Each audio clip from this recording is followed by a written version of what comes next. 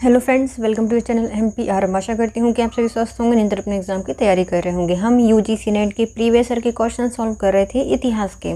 इसको हम youth competitive times की बुक से कंप्लीट करेंगे। तो यदि फ्रेंड्स आप चाहते हैं कि मैं कोई और बुक पहले कंप्लीट कराऊँ तो प्लीज़ आप मुझे कमेंट कर दीजिए उस बुक का नाम। मैं पूरी कोशिश करूँगी उस बुक को पहले कंप्लीट कराने की। और यदि आप चाहते हैं कि इस बुक के मैं सारे वीडियो आपको एक साथ प्रोवाइड करूँ तब भी आपको मुझे कमेंट करना पड़ेगा। तो मैं आपको लिंक दे दूँगी उसकी, तो आप उन लिंक से सारे वीडियो देख सकते हैं। तो चलिए स्टार्ट करते हैं। और यदि आपको हमारा वीडियो थोड़ा सा भी यूज़फुल लगता है तो प्लीज़ आप लाइक कीजिए, कमेंट कीजिए, चैनल को सब्सक्राइब कीजिए, क्योंकि बहुत सारे फ्रेंड्स हैं जो कि वीडियो देख लेते हैं लेकिन चैनल सब्सक्राइब नहीं करते। तो प्लीज़ आप जल्दी से चैनल सब्सक्राइब कीजिए जिससे कि चैनल जल्दी से ग्रो करे और मैं बहुत सारी बुक साथ में लेकर आऊँ। फिर मैं एक दिन में 2 से 3 वीडियो अपलोड कर दिया करूँगी। तो चलिए स्टार्ट करते हैं। पहला क्वेश्चन हमारा संकल्पना विचार अवधि से संबंधित। पहला क्वेश्चन, भूमिपुत्रवाद का सिद्धांत किससे संबंधित है? जो भूमिपुत्रवाद है इसका संबंध है क्षेत्रवाद से, मतलब क्षेत्र है, भूमि से रिलेटेड है।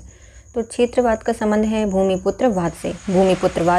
भूमिपुत्रवाद का सिद्धांत क्षेत्रवाद से संबंधित है, जो कि सामंतवाद का ही एक रूप है। नेक्स्ट है प्राचीन भारतीय इतिहास से संबंधित प्रश्न। पहला क्वेश्चन है, निम्नलिखित में से कौन नवपाषाणकालीन स्थल नहीं है? तो नवपाषाणकालीन स्थल नहीं है अरिकामेडु। कौन सा नहीं है? अरिकामेडु नहीं है। ब्रह्मगिरी है, संगनकुल्लू है और पिकलीहाल है। पिकलीहाल, ब्रह्मगिरी और संगनकुल्लू ये तीनों ही नए नए हैं। तो ब्रह्म जी की संगत हो गई पिंगलीहाल से।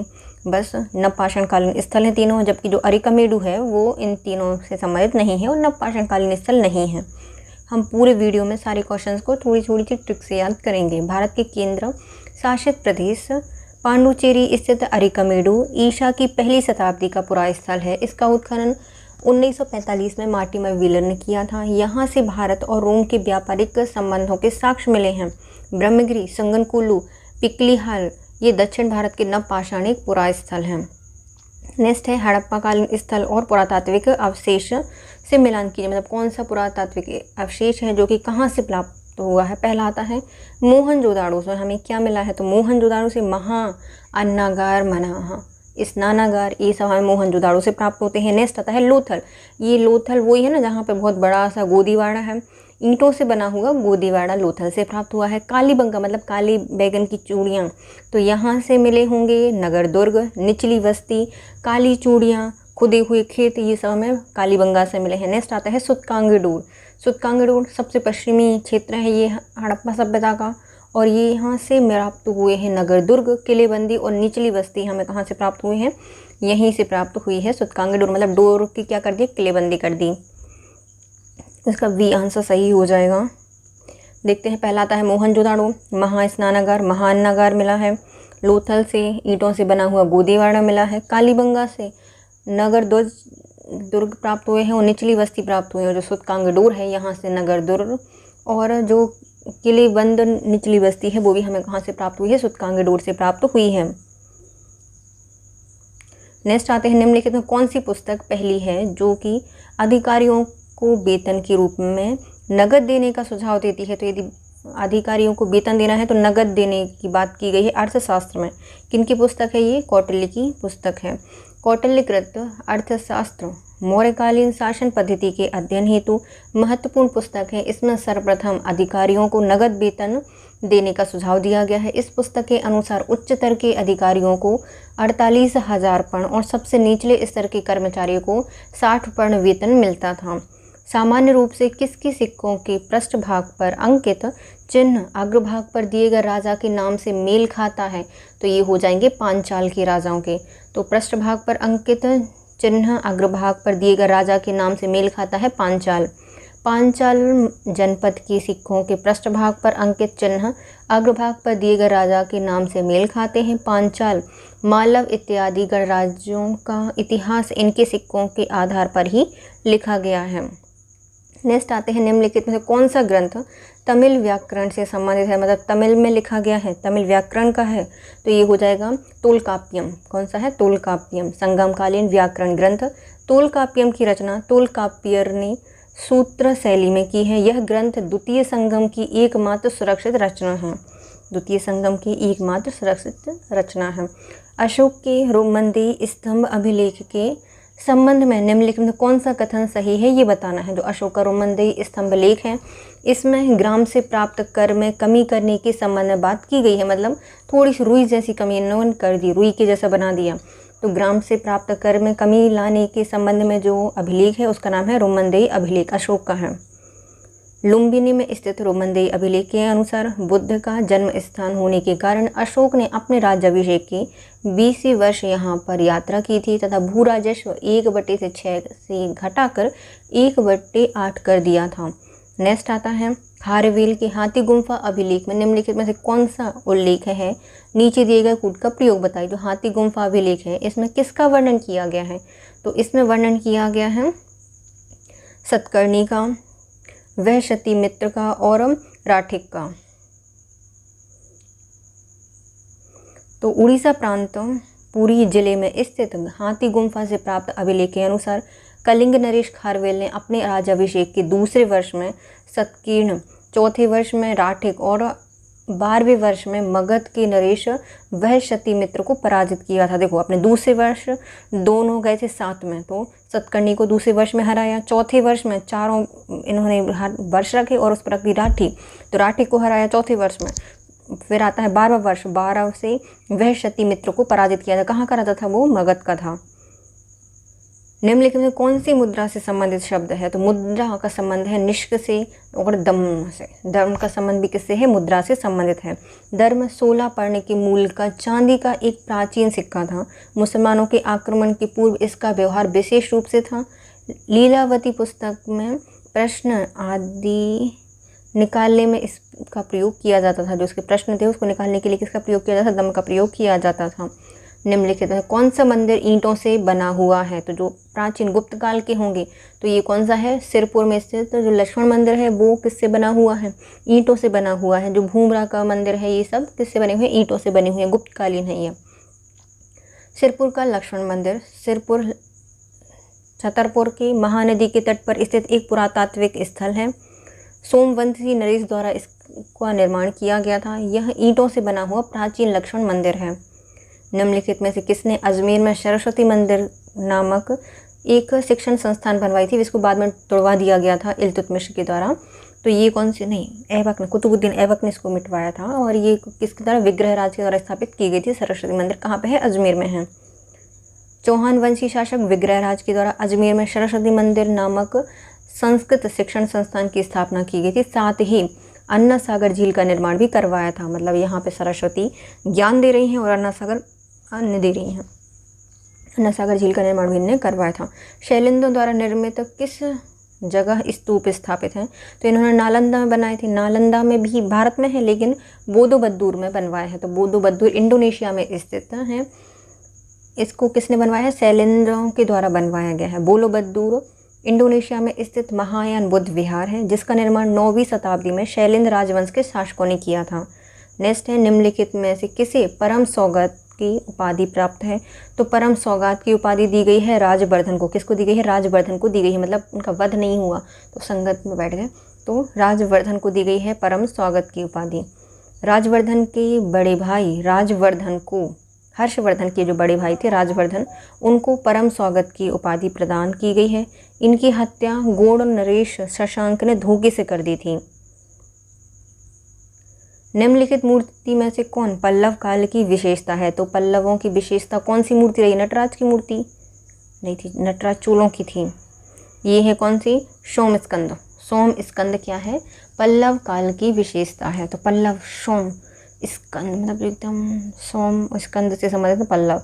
पल्लव कला के अंतर्गत चतुर्मुखी शिव और उमा के बीच के नाचते हुए स्कंद की संयुक्त मूर्ति को सोम स्कंद कहा जाता है। समुद्रगुप्त के संबंध में निम्नलिखित में से कौन से कथन हैं जो कि सही हैं, बताइए। यह एक विजेता था, एक कवि था और एक संगीतकार था। तो समुद्रगुप्त ये तीनों था, सही है। इसने लिच्छवी दोहित कहा जाता है, तो ये भी सही है। इसने पश्चिमी क्षत्रपों के सिक्कों की नकल की थी, तो ये गलत है, नहीं की थी। इलाहाबाद के स्तंभ लेख में इसके अश्वमेघ यज्ञ का उल्लेख नहीं है, तो ये भी सही हो जाएगा। कौन सा गलत है, तीसरा गलत है और सब सही है। समुद्रगुप्त के सिक्के और अभिलेखों के अनुसार वह योद्धा के साथ साथ एक कवि और संगीतकार भी था। सिक्कों में वह वीणा बजाते हुए प्रदर्शित किया गया है। अभिलेखों में उसे लिच्छवी राजकुमारी कुमार देवी से उत्पन्न होने के कारण इसे लिच्छवी दोहित बताया गया है। साथ ही प्रयाग प्रशस्ति में इसके किसी अश्वमेध यज्ञ के आयोजन का उल्लेख नहीं मिलता है। पश्चिमी क्षत्रपों के चांदी के सिक्के की नकल चंद्रगुप्त द्वितीय ने की थी। नेक्स्ट आते हैं, सूची 1 को सूची 2 से मिलानी है। पुस्तक को उनकी लेखक बताने हैं। लेखक पहले आते हैं विल्हड़। विल्हड़ के द्वारा लिखी गई है विक्रमांक चरित्र। वी से विल्हड़, वी से विक्रमांक देव चरित्र। बाणभट्ट ने लिखा है हर्ष चरित्र। सोमेश्वर तृतीय के द्वारा लिखा गया है अभिलाषित चिंतामणि। अभिलाषित चिंतामणि किसके द्वारा? सोमेश्वर तृतीय के द्वारा लिखी गई है। और जो विज्ञानेश्वर है इनके द्वारा लिखी गई है मिताक्षरा। विज्ञानेश्वर ने क्या लिखी है? मिताक्षरा को लिखा है। पहले आते हैं विल्हड़, इनके द्वारा लिखा गया है विक्रमांक देव चरित्र। बाण के द्वारा हर्ष चरित्र लिखा गया है बाणभट्ट ने। सोमेश्वर तृतीय के द्वारा लिखा गया है सोमवार की मतलब सोमदेव की अभिलाषा चिंतामणि हर लेती है। सोमेश्वर तृतीय को लिखा है अभिलाषिता तो चिंतामणि। नेक्स्ट आते हैं विज्ञानेश्वर, इनके द्वारा लिखी गई है मिताक्षरा। किसने लिखी है? विज्ञानेश्वर ने लिखी है। नेक्स्ट आता है चोल काल के उत्तर मेरु सभा के निर्वाचन के संदर्भ में निम्नलिखित में कौन सा कथन सही नहीं है बताइए। चोल काल के उत्तर मेरु सभा के निर्वाचन से संबंधित है। ग्राम 30 उपखंडों या वार्डों में बटा हुआ था, सही है। 30 उपखंडों में बटा था। प्रत्येक उपखंड में 2 प्रतिनिधि चुने जाते थे, ये गलत है। उम्मीदवारों की आयु 35 से 70 वर्ष तक की होती थी, ये सही है। इनके पास कुछ शैक्षणिक योग्यता या फिर अचल संपत्ति का होना अनिवार्य था, तो ये भी सही है। उत्तर मेरु सभा चोल साम्राज्य पारंतक प्रथम के 9वें शासनकाल में उत्तर मेरु सभा ने प्रस्ताव पारित करके कार्यकारिणी समिति के नियम को निश्चित किया था। प्रत्येक ग्राम को 30 उपखंडों में बांटा गया था, वार्डों में बांटा गया था, सही है। प्रत्येक उपखंड में 1 प्रतिनिधि चुना जाता था। उम्मीदवार की आयु 35 से 70 वर्ष के बीच होती थी। इनके पास कुछ शैक्षणिक योग्यता, अचल संपत्ति का होना अनिवार्य था। चुनाव लॉटरी पद्धति पर आधारित होता था, तो ये सभी सही हैं। नीचे दिए गए वक्तव्य बताने हैं कथन कारण। कथन कहता है कि ख्रिस्तीय ईस्वी की आरंभिक शताब्दियों में भारत का रोमन साम्राज्य के साथ समुद्री व्यापार होता था, तो पहला क्या हो जाएगा? सही हो जाएगा। दूसरा, अरिकमेडु की खुदाई से बड़े पैमाने पर रोमन सिक्के प्राप्त हुए हैं, तो ये भी गलत हो जाएगा। दूसरा गलत है, पहला सही है। अरिकमेडु के उत्खनन से जो सामग्रियाँ मिलती हैं उनमें विदित होता है कि ख्रिस्तीय ईसा के आरंभिक शताब्दियों में भारत एवं रोमन के बीच घनिष्ठ व्यापारिक संबंध थे। रोम का माल अरिकमेडु के गोदामों में जमा किया जाता था तथा कथन ए सही है, जबकि जो तर्क है आर गलत है, क्योंकि अरिकमेडु की खुदाई से बड़े पैमानों पर रोमन बर्तन, मन के मिट्टी की दीपक, कांच के कटोरे आदि के साक्ष्य मिलते हैं, किंतु सिक्कों का कोई साक्ष्य प्राप्त नहीं होता। निम्नलिखित मंदिरों में से कौन से मंदिर भारत के पूर्वी भाग में स्थित हैं? तो ऐसा कौन सा मंदिर है जो कि भारत के पूर्व में स्थित है? तो जगन्नाथपुरी पूर्व में स्थित है। और आता है जो सूर्य मंदिर है कोणार्क का, ये भी उड़ीसा में स्थित है। ये दोनों ही कहाँ पे है? पूर्व में है। मीनाक्षी दक्षिण में है, पद्मनाभ स्वामी भी दक्षिण में स्थित है, केरल में। कोणार्क का सूर्य मंदिर, जगन्नाथ मंदिर भारत के पूर्व भाग में उड़ीसा प्रांत में स्थित है, जबकि जो मदुरई स्थित जो मीनाक्षी मंदिर है और तिरुवनंतपुरम स्थित पद्मनाभ स्वामी मंदिर है, सुदूर दक्षिण भारत में स्थित है। मध्यकालीन भारतीय इतिहास से संबंधित प्रश्न। चर्चनामा और बाबरनामा क्रमशः किस भाषा में लिखे गए हैं? जो चर्चनामा है वह अरबी भाषा में था और बाबरनामा बाबर के द्वारा तुर्की भाषा में लिखा गया है। चर्चनामा की रचना अरबी भाषा में की गई है किसी अज्ञात लेखक के द्वारा। इसमें सिंध पर आक्रमण के अभिलेख प्राप्त होते हैं। नेक्स्ट आता है बाबरनामा, ये तुर्की भाषा में मुगल शासक बाबर की आत्मकथा है। निम्नलिखित में से किस सूफी ने लल्लदेद को अपने आध्यात्मिक गुरु स्वीकार किया था? तो लल्लदेद को अपना आध्यात्मिक गुरु स्वीकार किया गया है शेख नूर अल दीन के द्वारा। शेख नूर अल दीन के द्वारा लल्लदेद को अपना आध्यात्मिक गुरु चुना गया है। सूफी संत नूर अल दीन ने कश्मीर के शैव परंपरा के हिंदू कवित्री लल्लदेद को अपना आध्यात्मिक गुरु स्वीकार किया है।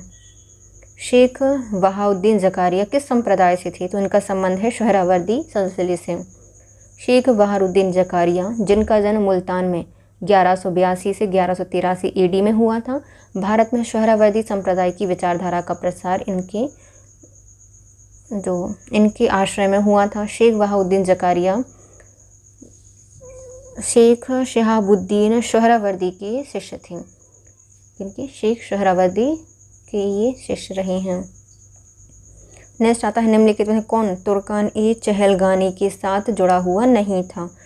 तो तुर्कान-ए-चहलगानी में आते हैं बहाउद्दीन, तुगरिल, कुतलक खान और बलवन, जबकि जो इमादुद्दीन रेहान है ये तुर्कान-ए-चहलगानी से संबंधित नहीं थे, इमादुद्दीन रेहान से संबंधित नहीं हैं।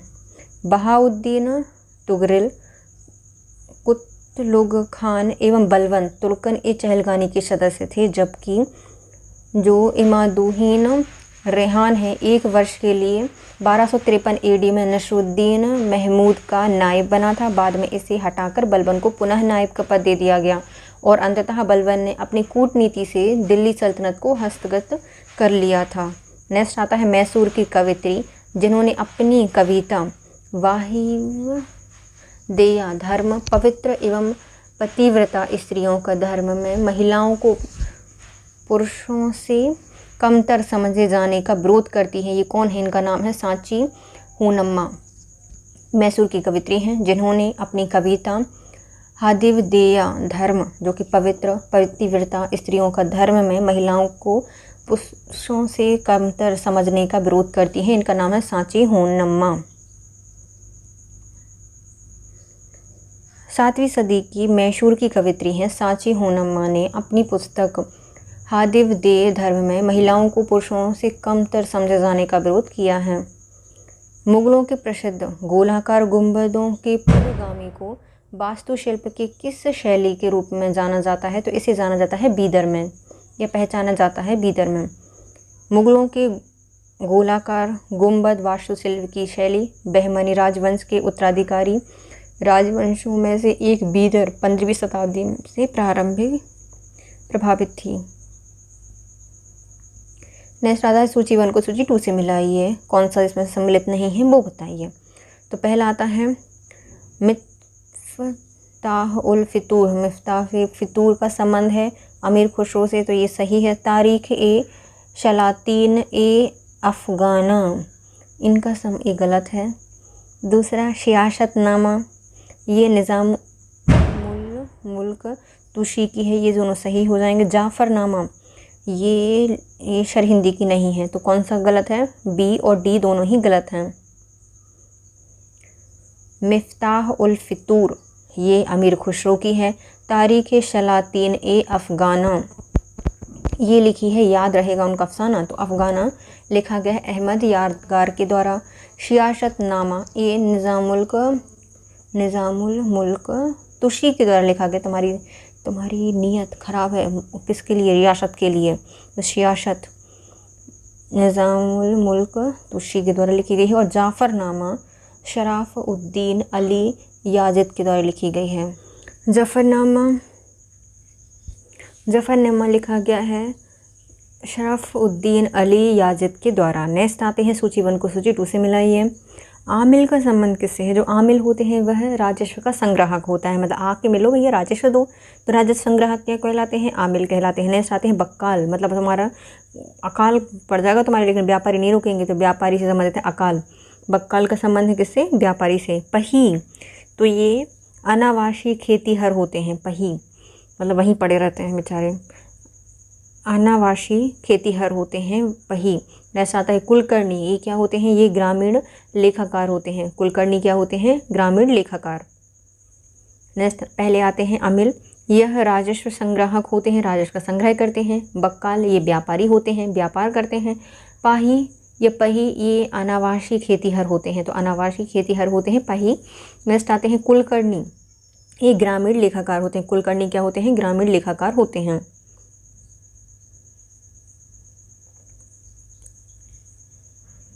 फिर है नेक्स्ट है सूची 1 को सूची 2 से मिलाइए।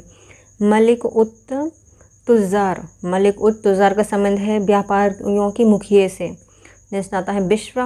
बिश्वा ज़मीन की पैमाइश की एक छोटी सी इकाई होती थी बिश्वा। कुशक। कुशक एक रिहायशी किला होता है। खुशक जो मतलब खिसक जाएगा, ज़्यादा रिहायशती होगी तो रिहायशी किला होता है कुशक। और मवास का संबंध है एक किलाबंद गांव से। मवास का संबंध है एक किलाबंद गांव। पहले आते हैं मलिक उत तुजार, ये व्यापारियों के मुखिया होते हैं। बिश्वा ये ज़मीन की पैमाइश की छोटी इकाई होती है। कुशक एक रिहायशी किला है। और मवास ये एक किलेबंद गांव है। नेक्स्ट आता है निम्न मकबरों का उनके कालक्रम के अनुसार व्यवस्थित कीजिए। कौन सा मकबरा कब बनाया गया है?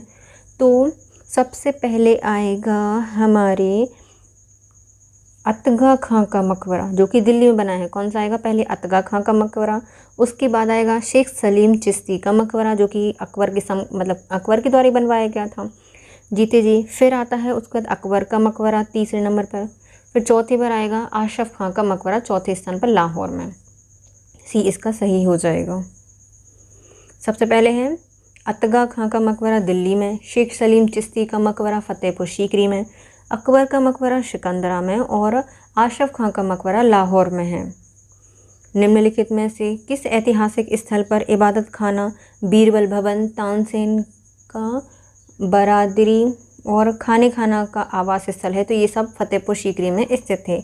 फतेहपुर सीकरी आगरा से 36 किलोमीटर दूर। इस स्थान की इमारतें अकबर द्वारा बनवाई गई थी। इसमें किला दरवाजे, बुलंद दरवाज़ा, इबादत खाना, बीरबल दरबार भवन आदि इमारतें बनवाई गई थीं। नेक्स्ट आता है निम्नलिखित में से कौन सा सही नहीं है बताइए। अकबर के शासन में दाग ने धीरे धीरे तांबे के टके का स्थान ले लिया था। तो दाग ने धीरे धीरे से किसका? तांबे के टके का स्थान ले लिया था। तो पहला क्या हो जाएगा? सही हो जाएगा। दाम को पैसे के नाम से भी जाना गया है तो ये भी सही है। आधे दाम को अधेला कहा जाता था तो ये सही है। अकबर ने 1 रुपये के लिए 40 दाम का अनुपात तय किया था जो कि वास्तविक भुगतानों के उद्देश्य के लिए मानक बन गया था तो ये गलत हो जाएगा। अकबर की मौद्रिक नीति, मुगल मुद्रा व्यवस्था को सुव्यवस्थित करने का श्रेय अकबर को जाता है। इसके शासनकाल में रुपया एक शुद्ध चांदी का 178 गेन का सिक्का था। दाम तांबे का सिक्का होता था जिसे पैसा कहा जाता था और आधे दाम को अधेला भी कहा गया है। नेक्स्ट आते हैं निम्नलिखित में किन यूरोपीय यात्रियों ने यह टिप्पणी की थी कि नूरजहां ने अपनी छवि प्रतिष्ठा बढ़ाने के लिए पूरे राज्य में जगह जगह बिहार, उद्यान, महल और सराय बनवाई थी? ये कहते हैं एफ पेल्सेट। कौन कहते हैं? एफ पेल्सेट कहते हैं।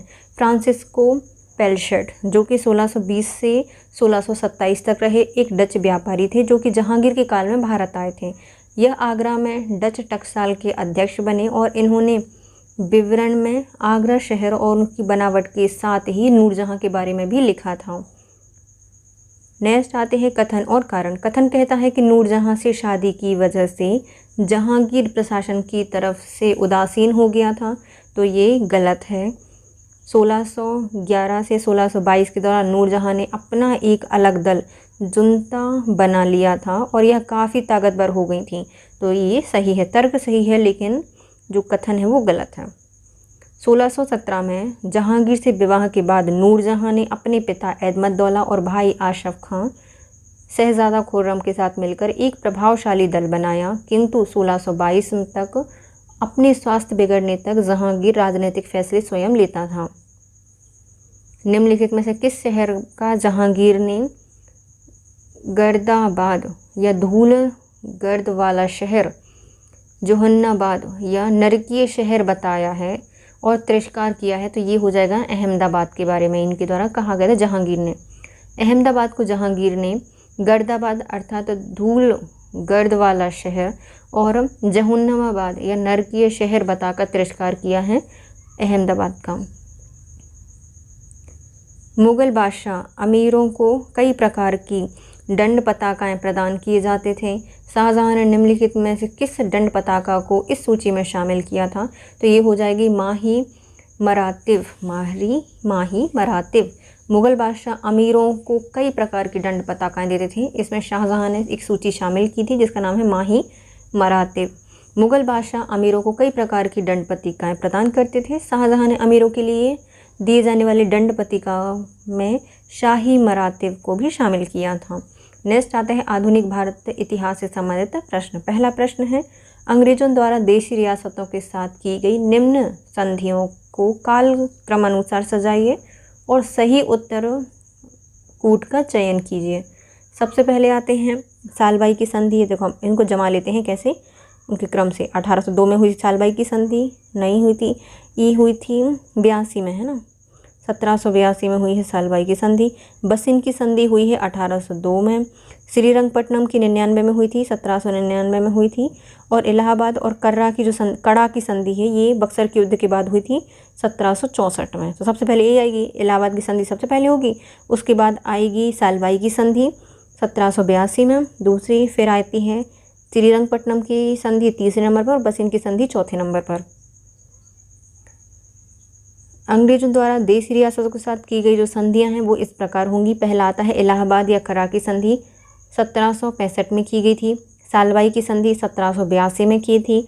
श्रीरंगपट्टनम की संधि 1799 में की थी और बसिन की संधि 1802 में की गई थी। नेक्स्ट आता है नीचे दिए गए कूट से सही उत्तर बताइए। यूनिवर्सिटी ऑफ कलकत्ता जिस एक्ट द्वारा अस्तित्व में आया था वह डैश को पारित हुआ। University of Bombay act dash को पारित हुआ और university of Madras act dash को पारित हुआ। ये तीनों ही 1857 को आए थे, लेकिन आए कब थे? तो 24 जनवरी को आया था कलकत्ता मद्रास, या जो कलकत्ता की यूनिवर्सिटी थी उसका। बॉम्बे यूनिवर्सिटी के लिए आया था 18 जुलाई के लिए और 5 सितंबर को आया था मद्रास के लिए। यूनिवर्सिटी ऑफ कलकत्ता 24 जनवरी 1857 के एक्ट के द्वारा अस्तित्व में आया। यूनिवर्सिटी ऑफ बॉम्बे एक्ट 18 जुलाई 1857 के एक्ट के द्वारा आया। यूनिवर्सिटी ऑफ मद्रास एक्ट 5 सितंबर 1857 को पारित किया गया था। निम्नांकित शब्द किसके हैं? जब तक लाखों लोग भूख और अज्ञात में जी रहे हैं, मैं हर उस व्यक्ति को विश्वासघाती मानता हूँ जिसने उनकी कीमत पर शिक्षा प्राप्त की है लेकिन उनकी दशा पर तनिक भी ध्यान नहीं दिया। ये किसने कहा था? ये स्वामी विवेकानंद जी ने कहा था। रामकृष्ण परमहंस के संदेशों को प्रचारित करने वाले उनके शिष्य स्वामी विवेकानंद 1863 से 1902 तक रहे हैं। सबसे अधिक जोर सामाजिक क्रिया पर इन्होंने दिया है। देश की जनता की गरीब, बदहाली और पीड़ा से वे अत्यंत दुखी थे। All India trade union Congress की स्थापना कब की गई है? तो इसको 1920 में स्थापित किया गया है। All India trade union Congress की स्थापना 31 अक्टूबर 1920 को की गई। इसके प्रथम अध्यक्ष लाला लाजपत राय थे। एटक की स्थापना में M.N. जोशी जोजक बैप्टिस्टा के प्रयासों के फलस्वरूप बना था। M.N. जोशी और जोसेफ बैप्टिस्टा ने इसमें योगदान दिया था। भारतीय प्रेस से संबंधित निम्नलिखित कानूनों को काल क्रमानुसार व्यवस्थित कीजिए। सबसे पहले आता है हमारा registration of the press act 11। उसके बाद ऑफिशियली सीक्रेट एक्ट सेकंड पर आएगा। फिर द इंडियन प्रेस एक्ट तीसरे नंबर पर और चौथा आएगा the Indian press emergency powers act चौथे नंबर पर। Registration of the press act 11/8067 को आया। ऑफिशियल सीक्रेट एक्ट और द इंडियन प्रेस एक्ट 1910 में आया और the Indian press emergency powers act 1931 को पारित किया गया। महायुद्ध में भारत का सहयोग सुनिश्चित करने के लिए निम्नलिखित में से किस वायसराय ने अगस्त ऑफर प्रस्तुत किया था? तो इसका नाम है लॉर्ड लिथगो। इसके द्वारा अगस्त ऑफर प्रस्ताव पारित किया गया था। अगस्त प्रस्ताव अगस्त 1940 में तात्कालिक वायसराय लॉर्ड लिथगो द्वारा प्रस्तावित किया गया। अगस्त प्रस्ताव में महायुद्ध में सहयोग के बदले भारत में एक संविधान सभा बनाने की बात की गई थी। साथ ही अल्पसंख्यकों को यह विश्वास दिया गया था कि वे ऐसी राज्य प्रणाली का समर्थन नहीं करेंगे जिसे उस देश की ही एक प्रमुख जाति अस्वीकार करती है। भारत के किस राष्ट्र से कृषि क्षेत्र में विकास के लिए हरित क्रांति की प्रौद्योगिकी प्राप्त की गई थी? तो ये हो जाएगी यूएसए। 60 के दशक में भारत में खाद्यान्न से संबंधित संकट के दौरान हरित क्रांति हेतु अमेरिका से तकनीकी सहयोग प्राप्त किया गया। भारत में हरित क्रांति के जन्मदाता एमएस स्वामीनाथन थे। नेक्स्ट आता है भारत में जो संसार के इतिहास है, संकल्पना है, विचार है, अवधि से संबंधित प्रश्न। पहला प्रश्न है कथन, कारण से बताना है। कथन कहता है कि ब्रिटेन के प्रधानमंत्री विंस्टन चर्चिल ने क्रिप्स मिशन की रवानगी की घोषणा की थी। ये सही है। तो विंस्टन चर्चिल ने बोला था कि क्रिप्स मिशन जाओ तो भारत।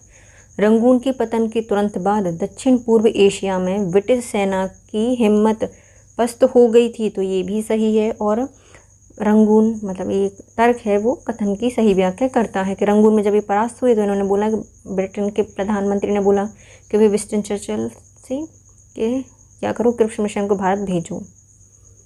मार्च 1942 में जापान का रंगून पर अधिकार हो गया। इस प्रकार दक्षिण पूर्व एशिया में अपनी स्थिति सुदृढ़ होने हेतु ब्रिटिश प्रधानमंत्री चर्चिल ने 1942 में क्रिप्स मिशन को भारतीयों के सहयोग प्राप्त करने की आकांक्षा से भारत में भेजा। इसके अध्यक्ष सर स्टैफोर्ड क्रिप्स थे। 1791 और 1792 में राइट्स ऑफ मैन नामक पुस्तक किसने लिखी थी? राइट्स ऑफ मैन पुस्तक है वो थॉमस पेन ने लिखी थी। राइट पेन से लिखी थी, थॉमस पेन के द्वारा लिखी गई थी। Thomas pain right of man 1791 के लेखक थॉमस पेन हैं, जो कि 1739 से 1809 तक एक ब्रिटिश अमेरिकी राजनीतिक चिंतक एवं अमेरिकी राष्ट्र निर्माणकर्ताओं में से एक हैं। फ्रांस की क्रांति के विषय में इन्होंने राइट्स ऑफ मैन की रचना की है। निम्न कथनों में से कौन सा पुनर्जागरण की विशेषता नहीं रही है?